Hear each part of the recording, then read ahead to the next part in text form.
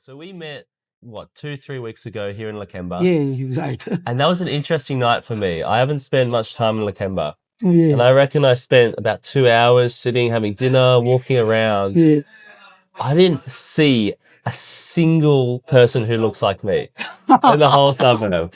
I was like, whoa, we're in Sydney and this is wild. So I'm super interested in this place, Yeah. the place you live and do business. Maybe to introduce yourself, how many businesses do you have and what types? Currently, I have 9 barber shops. So, and we have a few. ठीक आए घर पे तो नहीं आए it's coming soon ठीक हो गया सो रहे अभी उधर इंशाल्लाह 9 barbershops. so 9 barber shops at the moment and I got 2 restaurants and I have one supermarket with butchery. Is that the one just down the... No, it's in that Desi? corner. Okay. Yeah, Desi Dude is my barber shop. Yes, there's a Desi butcher, I think. No, they're different. Desi Dude is my barber shop. So Desi Dude is like barber shop. We have this brand in Sydney. We have 6 shops in Sydney, and we also interested like in Darwin, in Adelaide, and in Canberra. That's right, because you were showing me on your phone the cameras Yes, in all this. Darwin. Darwin, yes. Okay, so you've obviously become a bit of a business mogul. Yeah. So it's nothing like a plan, but it's happened like, you know. So as my profession is concerned, like I'm pharmacist with my background. So I finished my pharmacy course in India and I moved to Saudi Arabia to work as a pharmacist. And it's a very interesting story. Like I meet one guy from Sydney. He come for the pilgrimage for the holy place in Makkah. Oh, in Mecca. Yeah, he's an old man, 70-year-old. His name is Frank. He came from Campbelltown in Sydney to Saudi. And he has the issue with his finger coming to in the door, in the plane, something. So he come to my pharmacy. So I clean and do the dressing to him. And he became very, he liked my work. And he said, oh, thank you guys. Like you really do a good job for me. And he said me, you speak good English. Why don't you come to Australia? Come to Australia.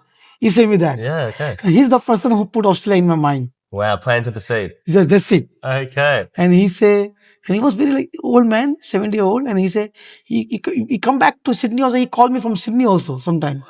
He said, please do something. He said, I don't know how you can come here. I don't know the system, but you can find out. And one day I found this website called www.imi.gov.au. It's an immigration website for Australia, for migration.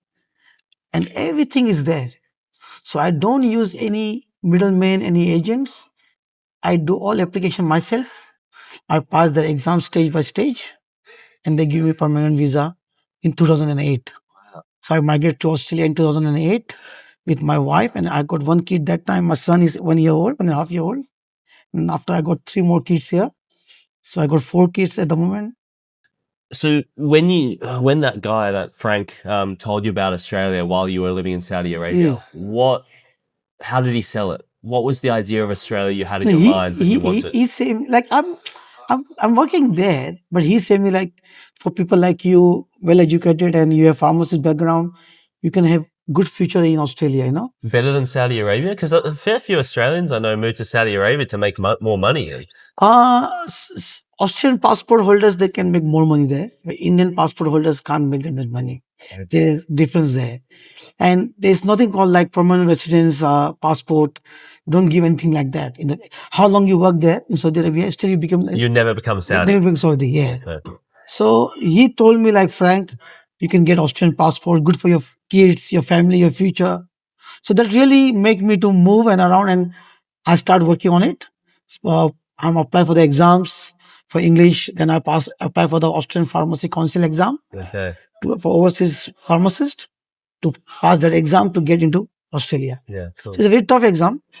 I work very hard for that exam and alhamdulillah, I passed the exam. And after passing the exam, I got the permanent visa. Only you have to pass it, or did your wife? No, me. Okay. Only me. Right, and then they just let you. They can come with me, join me. Okay, so what is it like to land? Had you visited it a few times? No. So the first day, I'm packing up all my bags, my family, my kids. You're right. And I'm landed in Sydney Airport. So I got a visa. And I don't know that this visa is like very big thing because you see, people say me, you got like a permanent visa. It's a permanent residence visa. Yeah, a big straight visa. away. That's Yeah, crazy. straight away. Yeah, they Because they give. want pharmacists. They mate. want, yeah, it's in demand. Pharmacists Yeah. in demand. But I'm a bit scared to come because I have to leave my job and come to a country we don't have a job. Because I have to come here and find a job, right? So I'm a bit worried at that time. But luckily, I found one of my family friend living in Sydney. Where were they living? They're living in Wollongong that time. And I got the number from somewhere and they say, nah, don't worry, come. We can arrange your accommodation or something. So I don't bring my wife and my kid with me. I just come alone. I said, let me go first, find a job.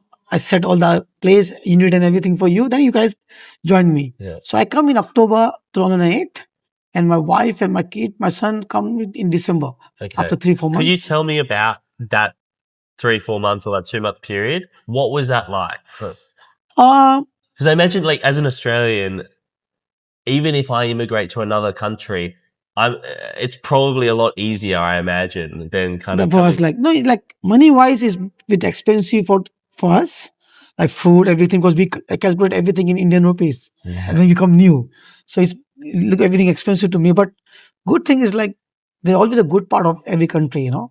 I love the people that treat each other. The system of government system, central link system is there, Medicare is there, and there's a job find centers there. They work for me to find a job for me. Oh, true. Okay. So I really like it. In 1 month time, I got my first job in a beverage industry as a quality assurance officer, QA officer. Yeah. So I'm pharmacist from background, but I'm not getting the job in pharmacy because I need to work 2 years under some pharmacist to become registered pharmacist. Oh, okay. And that position is not easily available in Sydney. I have to go to countryside for that. But in my education, I learned this subject called quality assurance, QA. So I have some background of that. I know some knowledge of that. And the lady who is working in this job find center, she said me like, why don't you apply for job in beverage industry, in food industry on this position, like QA officer? And I said, that's fine. And I just go for my first interview. I got a job. And it didn't feel like a step down from running a pharmacy in Saudi Arabia? Right, 100%. That is in my mind. But as a new migrant, I don't have too much choice because I have to bring my family as soon as possible. I'm missing them badly and I want them to join me. And to join me, I need a job. So because Centrelink that time, like you don't get any support from government for first 2 years. No. That rules is like that. For new migrant for first 2 years, they don't give you any support. Okay. After 2 years, if you don't have job, you can get new start allowance and things like that. But for new migrant for first 2 years, there's nothing like that. Make it, do it yourself. Do yourself. And I think it's a good thing also. Like I'm living this many years in Australia. I never depend on, like never think about Centrelink and all these things because I'm working hard, doing my jobs, then business now. So I'm very happy what the decision I make. But I work in the industry, like in food industry, and this for around 8 to 9 years. Wow, okay. In the same kind of roles? Yeah, like I promote from QA officer to I became national QA manager for one company. A large job, I was like national QA manager. It's a big position. All 7 states report to me. I'm the national QA manager in that company. This company named Nutrano Produce. We produce we control all these bananas for the woolies and coals and all these things. Oh, wow, okay. So work as a national QA manager in that company. Make sure there's no spiders hiding the Yeah, exactly. No spiders and go and check the farms, what system they have in place, make sure like everything is. So you go to North Queensland? I do, yeah. I went to Cairns, Townsville, Coffs Harbour, all the banana farms. Cool. And just taking us back, staying in that first moment in Australia, having never been here before, having only lived, I believe, in India and Saudi Arabia, yes. What were the things that you noticed first, like super strong? Oh, I'm in this new country. What only outsiders can maybe notice certain cultural things and way things work? No, that's the positive things are too many positive things there. How the people treat each other. There's no difference between rich and poor. Everyone has the same sort of lifestyle. Everyone eat McDonald's. What's it like over in the other? In India, in Saudi Arabia also you have 2 class. Like rich people they can have coffee for $22, 22 reals, and someone have tea for 1 real. In Australia, we don't have that difference. Like someone having coffee for $4, someone having for $3.50 maybe, but not that big difference. So the standard of life is very, very nice here. There's no like someone like poor or someone like very can't say that here. The government try to keep this very balanced, I like it. Even like people come on student visa, people come on other visas, they're all having good life. So that one thing really hit me in very positive way. Okay. I said, no, something is very, very good here. Respect. Go any shop, people smile on you, like, So you were telling me that about, I remember from our dinner the other day, you were saying how people treat like waiters and yeah, the hospitality it's a stuff. culture thing, like, you only see this difference when you see two part of the world, two side of the world. Like, for example, for me, when I see like here, even like a girl working as a waiter, is talk to her nicely, you smile on her. And back in India, like people still think like waiters and these people like they are just like slaves, not treat them properly and all this thing.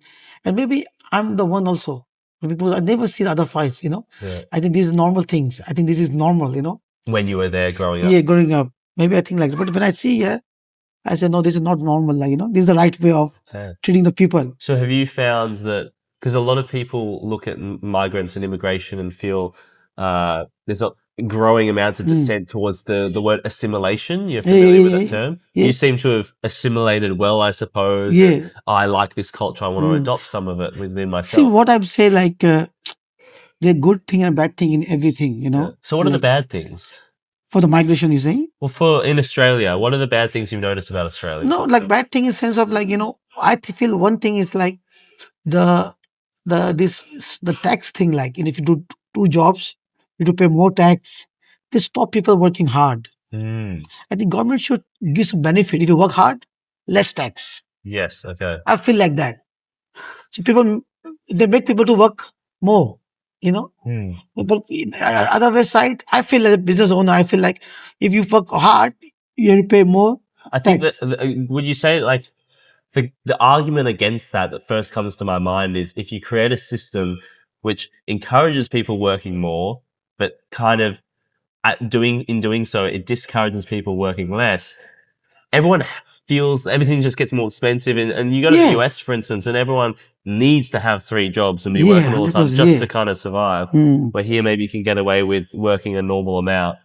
See, like we are very lucky in that sense. We are very lucky. We are good parents and we are still like, I think Australia, like we are blessed. So our culture is not that bad. Like, what I feel in last 18 years living here. And now I'm go many part of the world, like Dubai, Qatar. I was like in Fiji. I was like many countries I visit. I feel like we are blessed in Australia. Like, good food, good environment, good climate. The amount of money we're making here is a good amount of money. Yeah, good life. But in saying that, like, if someone want to work, I feel as an employer because that stopped me also. Like, I don't want my workers to work on weekend because I have to pay double rates, and that's fine. But like, if I don't making that much money, there's no point. Okay, so this is an interesting thing because I feel like since you got here 2008, so what's that? 17 years ago, you went from kind of I'll take any job employee to now you're an employer of, I imagine, dozens of people. 100%. And that shift, how is your relationship with employer rights and employee rights? Because probably at the start you're like, pay me double on weekends. This is hard for us as an employer. And I think for small scale industries, I think any small scale business, if you see really, it's not easy. Not easy. Therefore, like you see many small scale industry run by a family. Yeah. Husband, wife working, mom, dad working, young kids working with them, But because they wouldn't be able to afford. Exactly. They can't able to afford a worker, outside worker on weekends. If they pay them like double time, double pay and all these things, it's not make sense. Like it's hard to take money out, Business not that much like you can make money from that. What kind of businesses can you make money from in Australia? No, like hospitality business is very good. Restaurants and all. People like to go to weekends and will just eat there and they spend money on this. Coffee shops are very good here. And service sector, like laundry, hairdressers, like tradie workers. Do you feel like, because I guess I've grown up not in this sounds weird to say, but the immigrant class of Australians, and certainly people that I know, and when they talk about business, they say avoid cafes, avoid laundry, or avoid these classic businesses that you can see because they're so hard. So hard was you need more time. Money. But maybe I think I get this sense that migrants who I just want to. I'm used to working in India like a slave. So if I can even keep 60% of that work ethic, I'm going to crush it and beat all the white Australians at the game. I think white Australians like you guys are very good in trading works, tradies, Lakembans and some very good. But as overall, like as you say, what you hear from your childhood, like this is a very hard job, cafe, laundry. Because whenever I hear about someone starting a cafe, all of them kind of don't make money or fail. It risk is there. Any business is a risk. You can't say 100% how good business plan you have, how many people make the business plan for you. It not work like that. So how have you found success in those industries? Really, I just say businessmen should be very fair, should be honest. If you're not fair, you're not honest, I don't think you can go for a long time. Have there been moments where you've been tempted away from honesty? Moments come like that, but that is a decision making you have to make. What kind of I don't know if you can tell, but what kind of crossroads is I can make this decision, maybe make more money, but dishonest? Some for example, I'm a barber, and some barber from other shop contact me, a worker. They go, I'm working in this shop. I want to leave from there. Can I come to you? And I need a worker at that time. Okay. Easy to me to say, okay, no, leave from there, come to me. But I say, no, if you live working there, talk to him, give him notice period, 3 week, 4 week. Okay. Just sort it out. But I feel if something happened to my worker, I also feel bad, Yeah. So this thing you have to learn in business, the way of doing right and wrong. And it's your choice. Okay. It's you choose to which way you want to go. I always think like good business, like successful businessmen, I always take right decisions. They never go on the creepy thing like steal some workers from here and there. They don't go for that. And what I've heard from especially Australian-based businesses is because staffing is and wages are almost always the biggest cost. It becomes really a game of staffing, especially in hospitality. Like, how can you manage these people and these staff? What kind of skills do you have? At the moment, we need supporting workers more. And supporting more the kitchen hands, for cleaning vessels and table cleaning and waitress and all. From our business industry is running mostly because we have these student visas holders and temporary visa holders. So they work part-time. So they're the one amount of a work base for this type of business. They can only work 20 hours a week or something. 24 hours at the moment. 24. So they could 3 days. We don't call them on the only busiest day work, Friday, Saturday, and some other days. So and we have some full-time workers also there. Okay. But this is the part we have to always keep going. It's not easy. If someone don't want to work, you can't force them to work. Yeah. In Australia, people have the choice to not work. They have the choice, really. Sure. Some people have the choice to don't work because especially if they're casuals. Casuals are maybe young. They can get new start allowance from the Centrelink, or they have other benefits or something. So it's not like something desperate. They have to work. Yeah, but to have a home loan and if your mortgages and things, then you have to work. Then you can rope them in a bit more. Yeah. Then no choice. Okay. But we have both sides, really speaking, like as an employer and as a sponsor, visa sponsor. Oh, so you sponsor? Yeah, I sponsor people from overseas. That's quite expensive, isn't it? It's expensive in sense of visa fees and all. Yeah. But you can get a worker. We can work for you for 2 years, for 4 years. So 100% you are easy with them. Yeah. You paid before the pay is 55K is the minimum pay. Now they become 77K. So the pay. So basically, can you just explain real quick how sponsorship works? So sponsorship is like your business, your business owner. You apply to immigration for a sponsorship application. I want to become a sponsor, the first stage. Then they approve you as a sponsor. Then you choose someone, like for example, this is my cafe and my fast food industry business. I need someone to work as a bakery chef or maybe a franchise manager or maybe a fast food manager, someone who can manage the business for me. Yeah. So I can choose one right person from overseas, some apply. And how do you find them?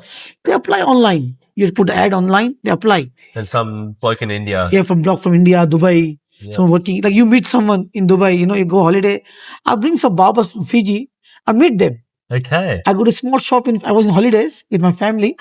I go to a small shop there. This guy do my haircut. Yeah. And he say, where you from? I say, I'm from Sydney. He say, okay. I said, what do you do? I say, I have barber shop business. He said, really? He said, can you please, like, I want to come Australia.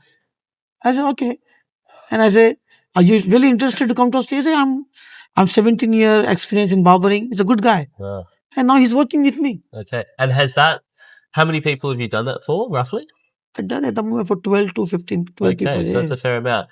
Have any of those kind of business sponsorship relationships not worked and gone bad? Sometimes happens. I apply one guy visa and his nomination is refused in COVID time. And this guy thinking, he leave me. He said, because visa not granting now, I can't wait for long. I meet this guy here, I sponsor him. And because of visa, he not grant, he leave me. So there is some happen like that, but something is not in my hand. Okay. It's immigration would decide on the visa, Yeah. I can apply the visa and everything, but if immigration decide not to grant, they find something else, some issue, like you can't fight on that. We have the right for review in the administration review to check whether his decision is right or wrong. But as a sponsor, what else I can do? Yeah. So I can do everything what as per the rules I can do everything. If something happen, so it's happened like the relationship is not work like you don't know like maybe he don't like me or maybe I don't like him. Maybe he say, oh, I think something else in Australia. Australia is not like that, Yeah, because I imagine a few of them maybe after 6 months, a year, like, oh my God, I'm going to be locked in for 2 to 4 years. I don't want that. Yeah, they're not really locked. They can have a choice to go out. But then they don't. But they can't work with other employer. Other employer have to apply for their nomination and then they can work for them. Tough ass. Yeah, but for us also, like when we bring from them from overseas, we also decide like you can work for us. You're making good fair bit of money. Yeah. The money you're making in our visa is a good amount of money. And you were saying that the minimum wage, that the award rate has changed? They changed for this visa now. For sponsor visa, they're asking now to give minimum 77K. So if you're bring someone from overseas to do a certain job, before it could be any job, but it had to be 55 grand. 55 is the minimum. Yeah. There. And now that's moved to 77. Wow. So for the employer. So is the government trying to basically say you can still bring people, but they should be doing kind of high-end job, a skill job. Yeah. But that's my point. There is my point of debate too with the immigration on this topic. I say you can't have the same wages for everyone. Like for example, the list is too long. You have hairdresser there, then you have IT engineers there. Yeah. So you can't have the same pay for both of them. No. So there should be some. Isn't that the point then? Like the governments maybe try to avoid people sponsoring people to become hairdressers. They want them to be at least IT engineers. No, but my point to say that in Australia we have minimum wages system is there. Yeah. So if I hire an Aussie guy, I'm giving. You can still pay him 55. Yeah, because the minimum wages like we have $24, $24 per hour is the minimum wages. You can give to anyone. But not sponsoring. Not sponsoring. Yeah, right. That's my point. Okay. That's what I'm saying to say. Yeah, it's interesting. It certainly sucks for you. That's for sure. Yeah, 100%. It's not good for the employers. Yeah. And I already just put my submission to immigration regarding that. Okay. I said I think you like a little protest. Like as a sponsor, I got email from them to do your submissions. What do you feel as a sponsor? So I put my concern I think if you put from 55 to 60K is okay, but not from 55 to 77K. It's a huge jump for employers because I have to pay tax, super, everything, and so it's hard for us. I imagine, I don't know because I haven't looked into this, but I imagine that's a policy put in place to try to stem, mass migration, especially at the bottom level. How do you feel about, because you're an immigrant yourself, you hire immigrants, you facilitate that immigration. I don't know if you saw the protest the other day in Sydney. Like there's a bit of, and in the UK and the US, there's a bit of this undercurrent around the world in the culture of anti-migration. I think these countries are dependent on migration. Like for example, if you see yourself also migrant from Europe to here, for sure, right? So we all are migrants. The native people, they are only Aboriginals, and these people are the native of the land. But okay, you guys migrated a long time ago. This is new migration. You can say that old migration, new migration. Would you change the nature of Australia's current migration and immigration system at all? I think it's not change. I think we need migration to keep company to keep growing. We need, because we have a lot of plenty space available, and we need skilled workers. We need people who can work. Like for example, taxi drivers. You see any Aussie people working a taxi? Then if you come from out of airport, we feel like, you come out of the airport, if there's no taxi driver there, how you can go home? Bus drivers. You need trade workers. You need IT workers.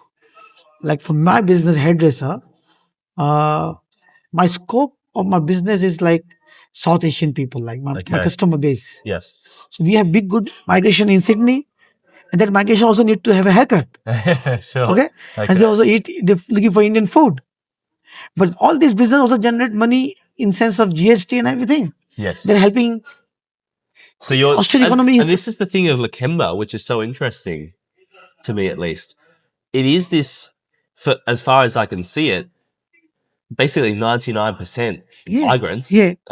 Do you know, are most people in Lakemba new migrants, like in their lifetime, or most of them? Yeah. Most of them. So it's this little like world of India, Bangladesh, Lebanon, but just operating in the middle of Sydney. It's so different. Do you step out of Lakemba much and see how different, Bondi or I was there. I was Manly on Sunday. I was in Bellman. Yeah. I watched the footy game, doggy versus Penrith in Bellman. Oh yeah. One of my friends. These guys a lot in the Western Sydney. Yeah. So I was there in Bellman to watch the game in the pub.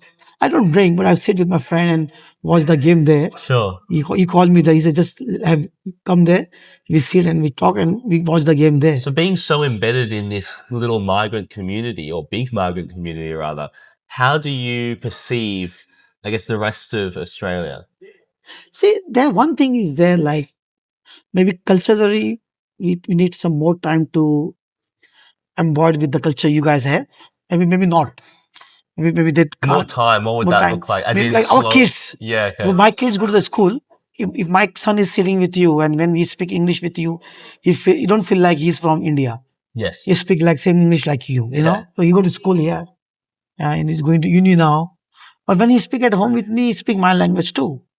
But his way of thinking, it's not Indian.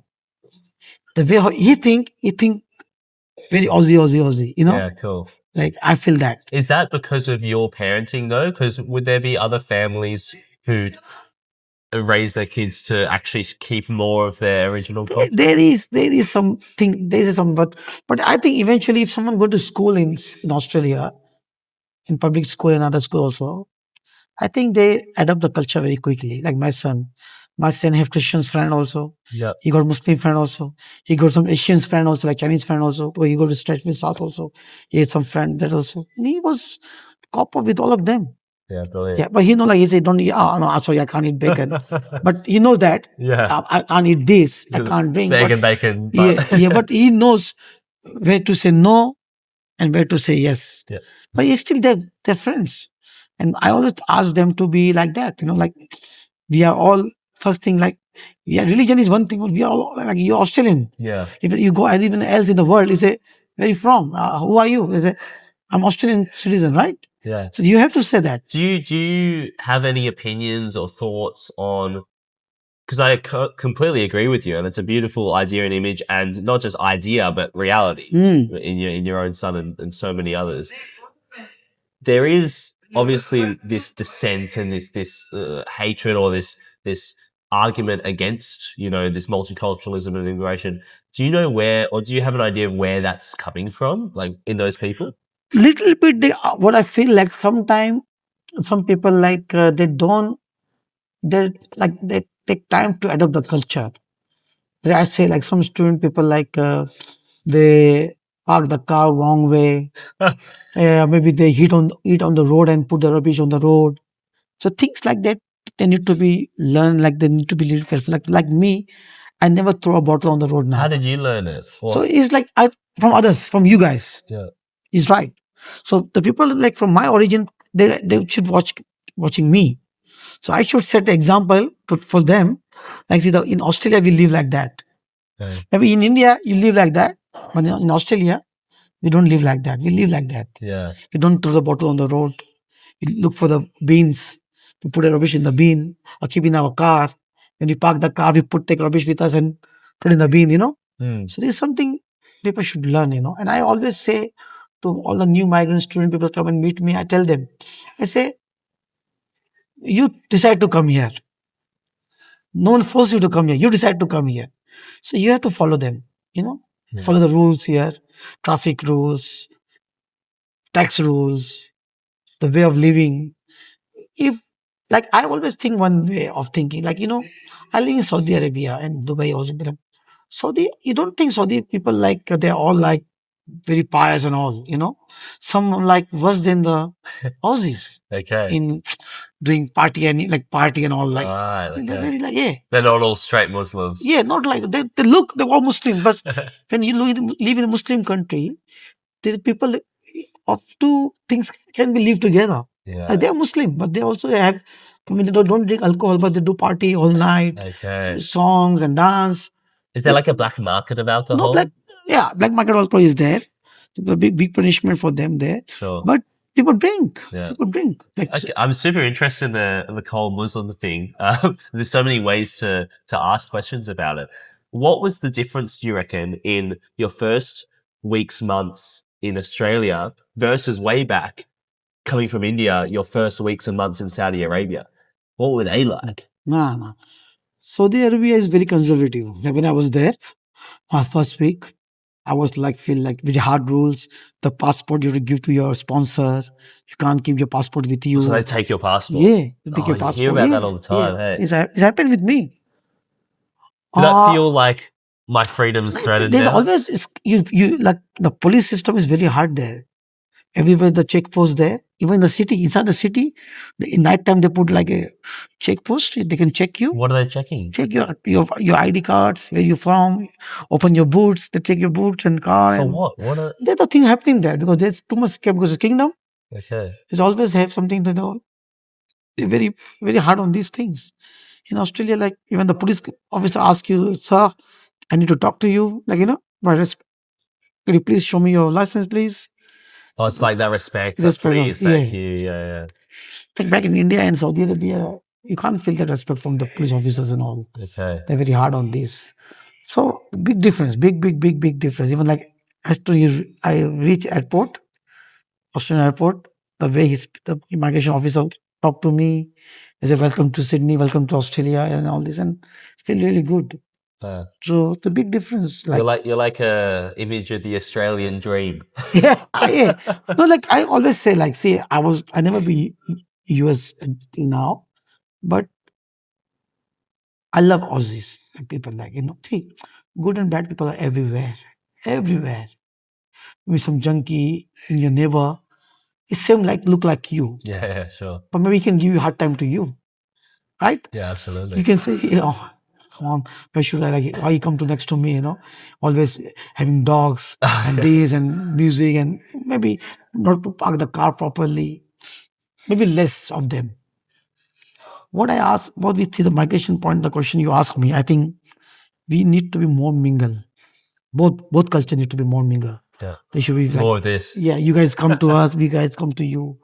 We see what is if someone is having the way you dress up is his choice. The way my wife dress up is her choice, So we should have space for each other.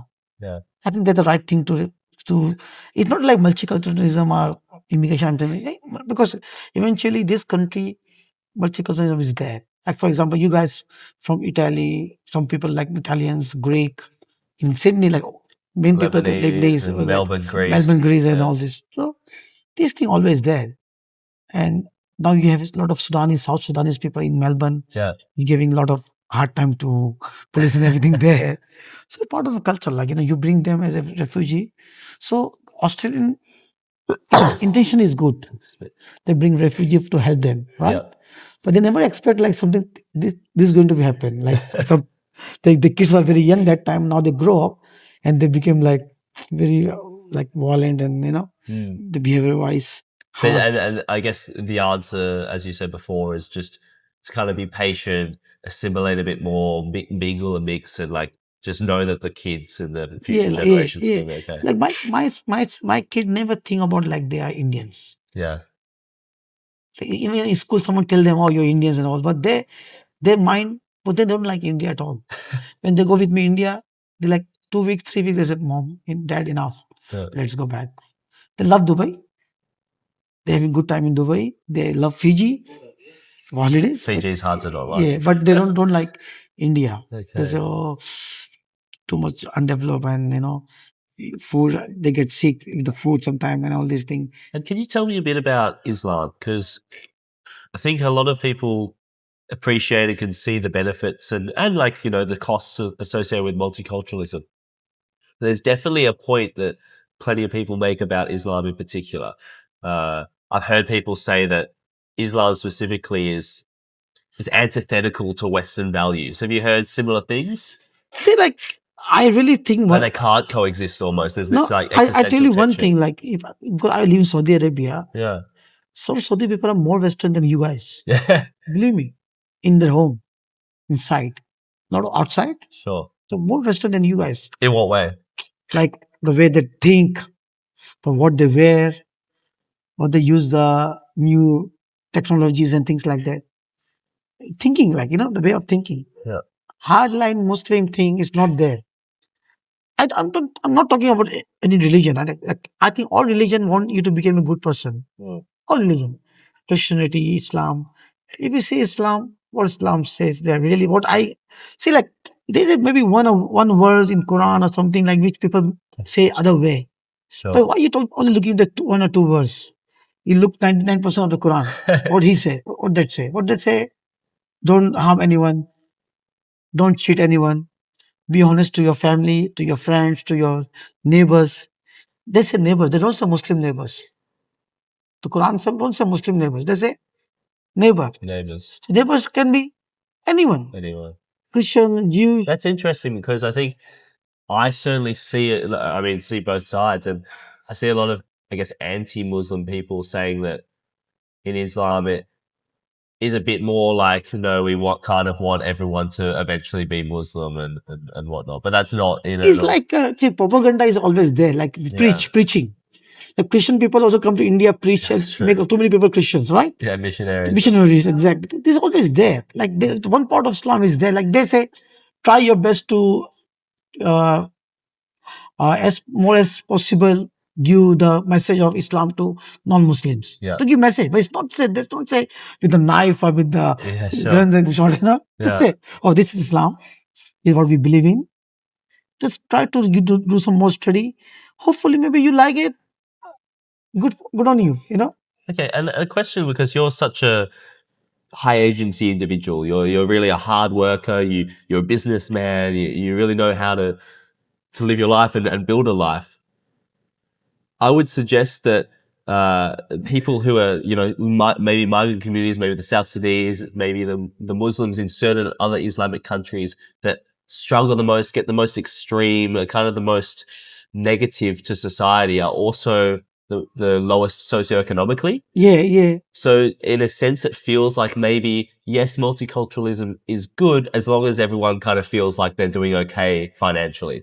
But as soon as people feel the crunch of cost of living and whatnot, even white Australians feel, oh my God, things are expensive. Multiculturalism's the problem. Or, in countries in the Middle East, they might go through, huge wars and whatnot.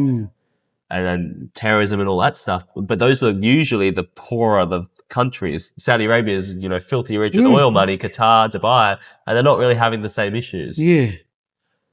Would you say that's a part of it? Does that go with your line of thinking? Socio-economic is a big thing in that, like the way people thinking. But I don't think religion as a particular religion make you to think wrong about anyone else. Yeah. So I feel like we always should have a room or space for each other. Like anyone, like maybe your brother is not think like you think. Your real brother, right? It's true. It's possible. My son maybe not think the way I think.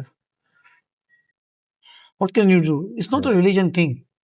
I say as a human being, as a human nature, we have this thing in us. Sometimes we use the excuse of religion. Sometimes we use the excuse of country.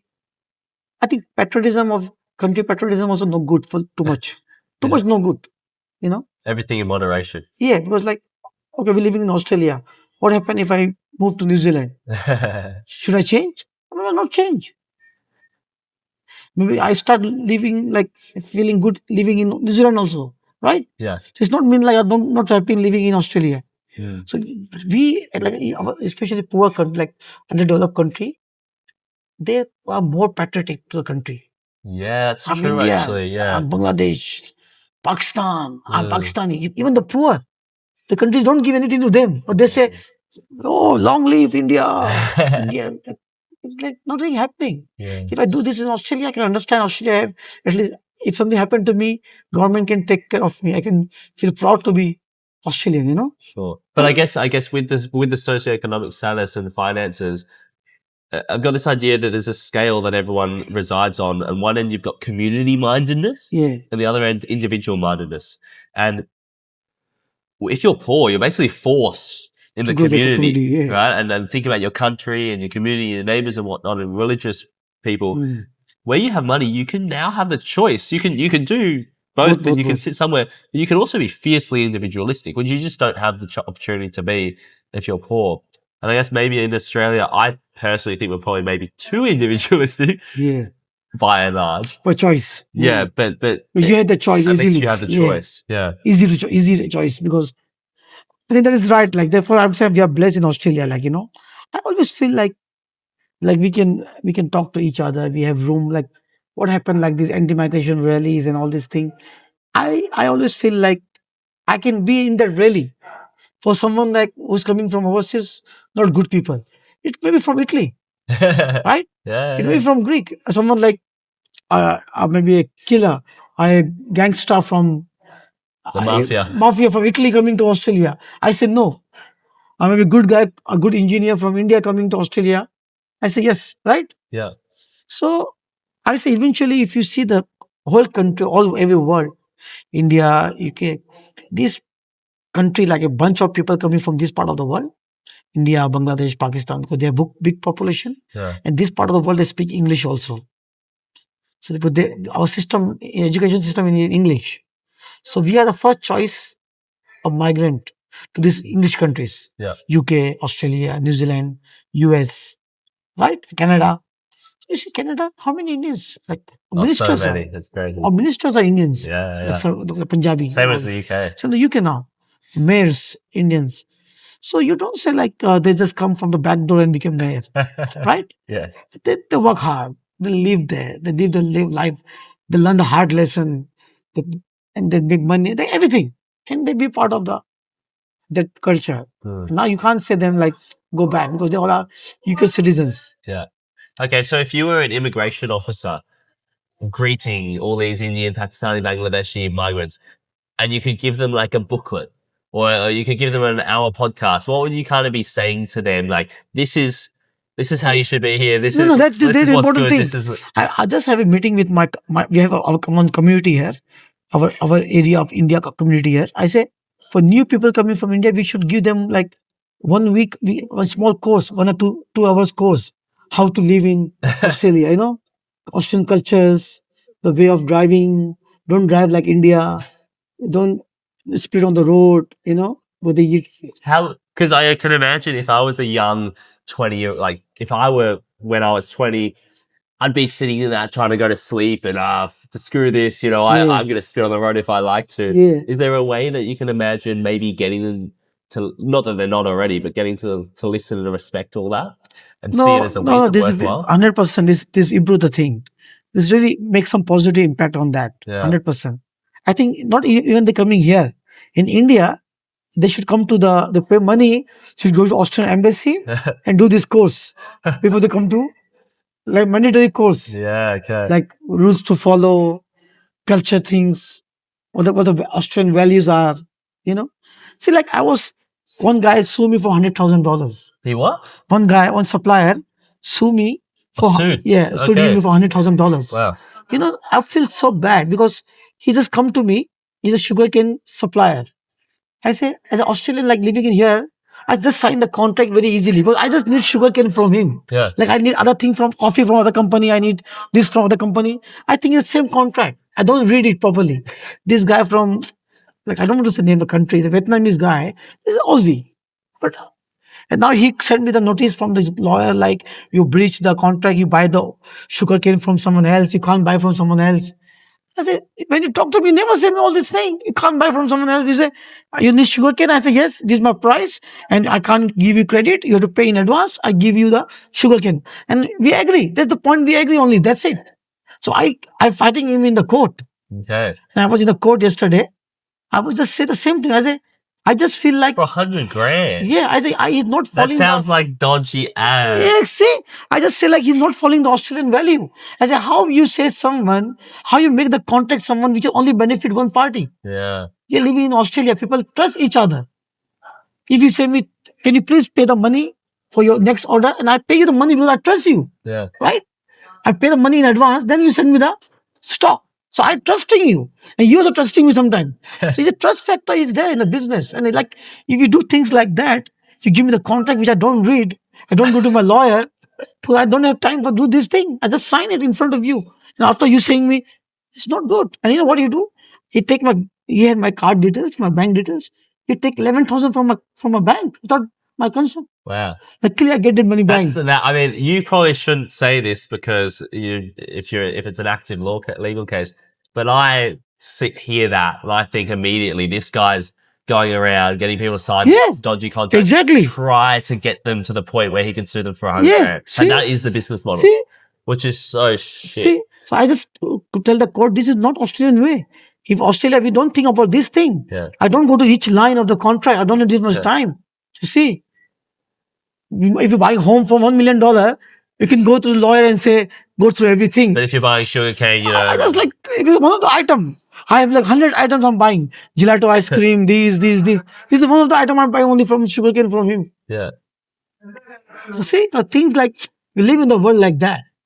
Yeah. So this can happen in India. So how do you keep faith, and how do you keep happy, and you're so busy, you got so many people relying on you and asking things of you, your phone's buzzing every second. Like, how do you personally keep up with it and stay, and I can hug my wife and play with my kid? Like, not easy. Like, you have to sacrifice a lot of things. Like, life asks sacrifice. Sacrifice is there, You can't have everything. You don't have like nice sitting on the couch and family with you, and you're making money also. So you have to give up from somewhere, here or there. Okay, now I'm okay, little bit relaxed, but still, phone is like key to my business. I have to pick the phones and meet the people, the business, and I think like I feel this point of the time now. I love to help people. Like this business make me think that way. Right. I think eventually the money you make is not only for making your life better. It's also to make someone else's life. I can sponsor these people and give like them a better. new life. Yeah. I can. And eventually you start thinking that way. I'm not like this 7-8 years back. Let me say you. You're just trying to make it. Yeah, but now my way of thinking is change. I feel like, okay, let's do something good for someone. Like if someone come to me, call me, do you have job for me? I feel like bad. I'm sorry, I don't have any job for him. I should have some job for him, So I feel like we're living in the world. A lot of people are not privileged like us, so have everything, So we should always thanks for that. Do you have guidance in that? Is this evolution of, born in India and then Saudi Arabia and then kind of really taking on the cultural mores and values of Australia and then, doing this business grinding, working really hard and now being a kind of, you're still profiteering, but like a somewhat benevolent businessman. Has that just been natural, or have you been guided by your religion, or have you been guided by your people? Or I think religion also one part in that, because I always my wife is like she's like very too much in, not like a very hard religious, but she always in good side of the religion. That she always telling me she like charity in Islam. It's like tithing, right? Yeah, tithing. Yeah, like charity. 10% or something? That is like we call zakat. Okay. 2.5% 2.5. of your income you give to poor. That is fixed thing. That is not nothing. 2.5%. But my point to say you, we heard this one hadith from our prophet. One guy come to him, he's very struggling in the business. He don't have anything. He come to prophet. He say, "Tell me something. I'm struggling very hard." He say, "Do charity." He say, "I'm already struggling.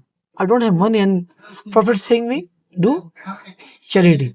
He come next day again. Ask the same question to the prophet. "I'm struggling in my business. I don't have money. What should I do?" Again, prophet say him, "Do charity." And again, third day he come and he say, "I have big problem. What should I do?" He said, "Do charity." He said, "You saying me charity, but I don't have anything to do charity." He said, "Whatever you have. If you have 2 dates, give 1 date to someone." Yeah. What do you think is psychologically going on there? Because I would suggest that maybe the idea of I have 2 dates, I need to give one away. Wow, how good do I feel for that? I feel a lot better giving one away than I would have just eating double the amount myself. But now it also impels me to figure out how to work because I probably wanted 3 dates to myself, so I need to work hard to get 2 more dates. Plus, it felt so good like giving, so I the wanted. way of thinking, like there's always a reason behind that. Yeah. There's always a reason behind that. But what like, I'm not saying like I'm very religious, but good thing about good thing. Some Aussie people say me like one old man. I have one, my co-worker working with me. His name Lorenzo. This Italian old guy working with me. When he speak to me sometime, I learn some good thing from him. Really, it's an old school guy. Yeah. Italian, old school, very hard Italian. For sure. The way he speak to me sometime, I say, "Oh, something new to learn." New to learn. So I always say like it's like that. And what I feel like eventually business people can do good charity. They can made a core member of the community to things move around. They have the money. Yeah. And money has the power. So eventually business people all over the world, if you see really, they're really doing good job and they can do things much better. Therefore, like you see the Bill Gates, how much charity he do, Buffett, how much charity he do. So I think eventually the money bring you to the one level when you feel to do something good for others. Yeah. Perfect. Really, the bring that bring you. I'm not that big now, but whatever I have, I feel like to do something for someone. I never see like in sense of religion only, like not only Muslim. If someone like I meet one guy in Fiji, Fijian guy, and he asked me something money, and that story like touched me. Yeah. I feel like it's right, maybe. But I was thinking about a whole night, of like 2, 3 times in the night time about that. Next morning, I transfer some money to him. I don't know if it's right or wrong, but you said what he said to me. That It's more for you feeling good. yeah, Like that's it. Yeah, yeah. I don't know whether he's right or wrong, but we have something to give. Let's do it. Yeah, it's funny. There's a concept with the Buddhist monks that they never say thank you when people give them things because the value that person received from their own feel good chemicals by definition was worth more to them than whatever money you gave. So if you gave him $500, let's say, okay, that's worth $500, but you got these feel good chemicals and you got to sleep peacefully and I'm a good person, which you bought. Like that's what you bought it for $500. It was worth $500 to you. Otherwise you wouldn't have done it. So like it's a weird backwards logic, but it means that any charity is kind of good for the person who gives it more charity than anyone. don't mean like sense of money. Yeah. To give someone like a good advice. Not charity. People come to me for advice. I have experience. They say, I don't know what to do. My friends, I want to start a business. Can you suggest me what to do? I can give him the perfect advice. Like people say, never disclose your ideas with your friends. Like the other theory of saying like never give your insight to others. Sure. But I think other way. I say, my next project is a laundry. I'm saying this for last 3 years. I'm saying to all my friends, my next project is a laundry. I don't know when I'm going to do it. Okay. But I want to do it. If someone do before me, good on him. Yeah. I just say, I wish There'll him be luck. other places to do I it. wish him luck. If you do before me, good on him. But I tell him, he said, Taher, what next project you thinking about? Say, oh, laundry. I can hide this, But I said, no point in hiding. If maybe it's good for him, because maybe he'll be your business partner in the laundry or something. maybe business partner in laundry, maybe he's doing good, I feel happy. I just give him the idea, he executed it, but better than me. Yeah. Why not? Why not? I say. So I think like religion also one thing, and as a good human, I always say about good human being, and like you meet people like across the world, like you people like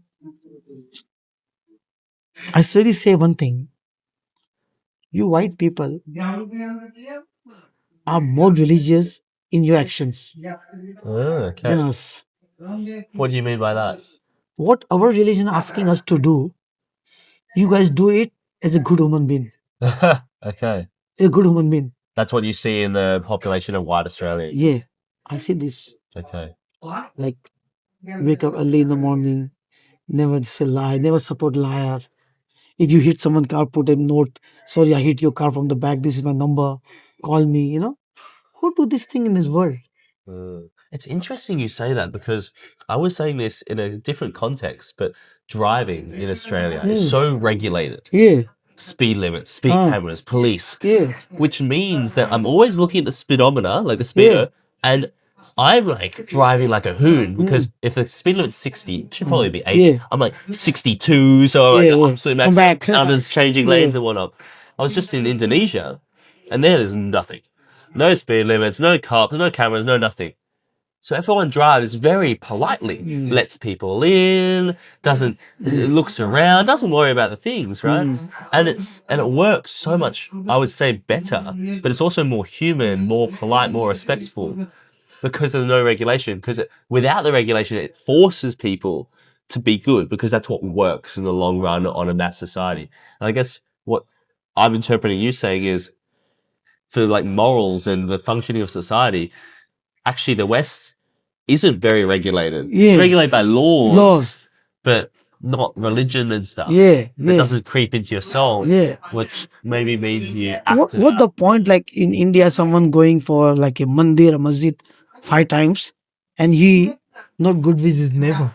Yeah, okay. He giving hard time to his neighbor. Do you think that morally you can justify I am a good person because I go to the temple or the church or the mosque? It's not like that.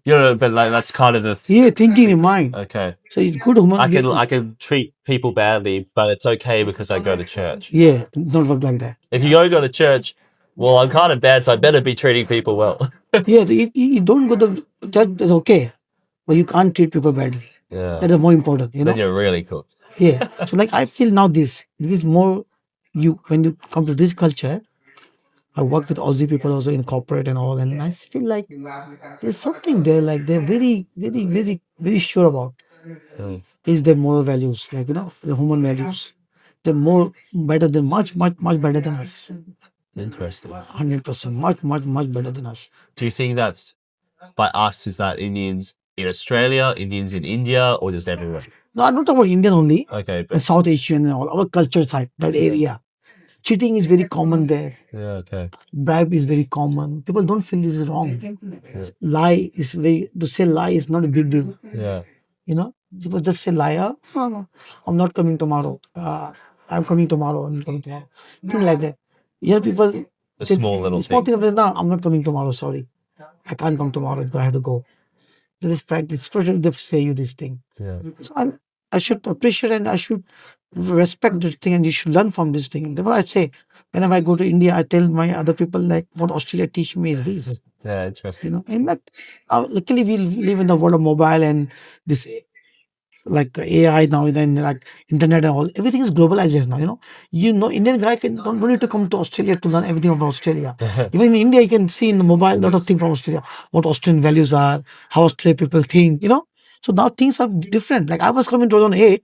It's not easy to come to Australia. Like nowadays, you can know everything before you come to Australia. Yeah, okay. Where you can live. Watch the YouTube videos. Someone just walking around Lakemba. Lot of things. Like see what we happening today. maybe this thing inspires someone. Yeah, maybe someone in India is watching. Yeah, maybe watching. Oh, see, this guy is my friend and all from us. But I always think like the good question you raise about multiculturalism, and you also go to many other countries, like it's like I think like is migration is the issue in that. A migration with good migration, some bad people also come. Yeah, Accept that. And the Austria already had the system in place to check the police clearance for them and do the due diligence before granting them the visa. sure. But as a country to grow up, you need people also, right? Yeah. Like for example, you can't say only white people can do everything. Who cleaning cleaning job in the malls and all? Nepalese nowadays. They're the top in the cleaning job. Nepalese are the great people. Yes, yeah. But that's Southeast so people. nice. So nice. Hardworking. Yeah. So nice, but hardworking. The good thing about them as compared to Indian, Pakistani, and Bangladesh, Nepalese, very easy to adapt the culture. Okay. They adopt the culture very. I guess that it's a survival mechanism culturally because they're squeezed between India and China. I mean, if they were, they kind of have to be a bit but flexible. the religion and culture is the more Indian side. Mm. But they love China now. Yeah. But they more. Pays for everything more. Yeah, money works. But the things like China is a very good country, but as a human being, I don't like human values too many. So do you? I mean, maybe it's. I think we both probably have a bias for living in Australia and liking our lives in Australia. But do you think in this globalized world where everyone does have access to Australian values and life, and equally India, China, whatever, do you think there's such thing as, because obviously racism, I'm sure we can all agree is bad. No one should judge or be judged or whatever by race. Language, but I'm not so sure that culturalism is necessarily a bad thing. I think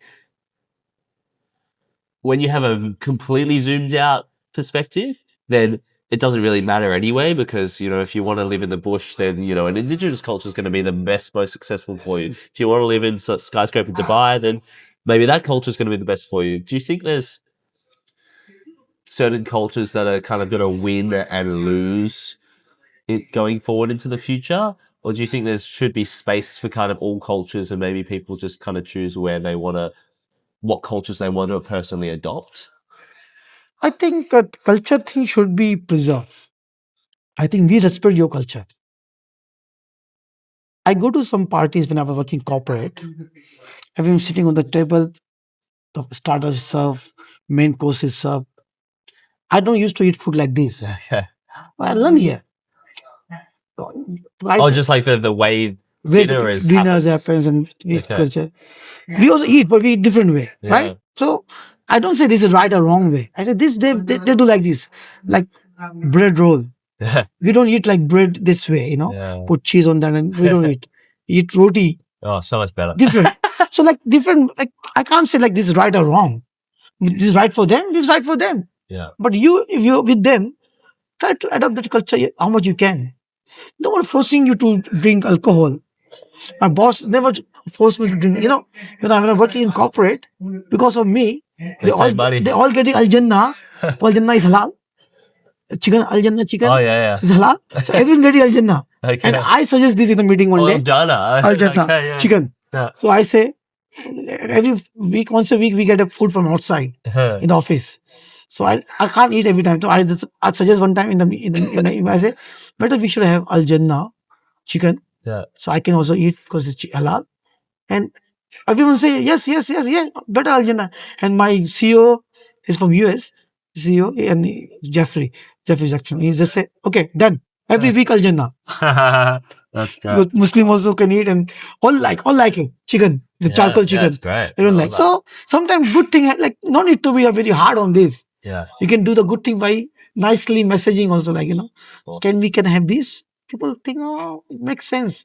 You don't eat on halal thing. So he can also eat Al Jannah. We can also eat Al Jannah. Yeah. So I think and I'm not going to go argue on this thing. If they don't like it, as I'm saying, why you just eat this? I don't want to say that. That's true. Okay, let me just check this. Make sure. I think we have to wrap it up. Yeah.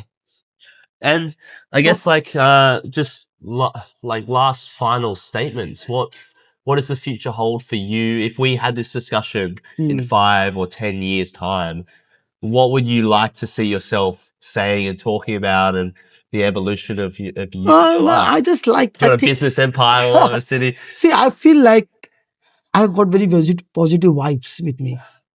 I'm feeling great. Positive vibes. Yeah. I'm living with very good positive vibes. I'm feeling great. And if Allah wills and my health is okay and everything go like this, I want to do much more things like that. Employ much more people, do good for others, good for society, good for Australia, good for everyone, why not? And do your best. Be honest, do your best. And I like to see like Australia is a good country, like we all live together and everything, like 100%. Like I want migrant and all are migrant and non-migrant to be good together. Nice. Well, that's beautiful, man. Thank you so much. Thank you very much for your time. Cheers. Nice to see you. It was an absolute pleasure. Thank you. Thank you very much. Good stuff. That's way longer than you expected. Yeah, 100%.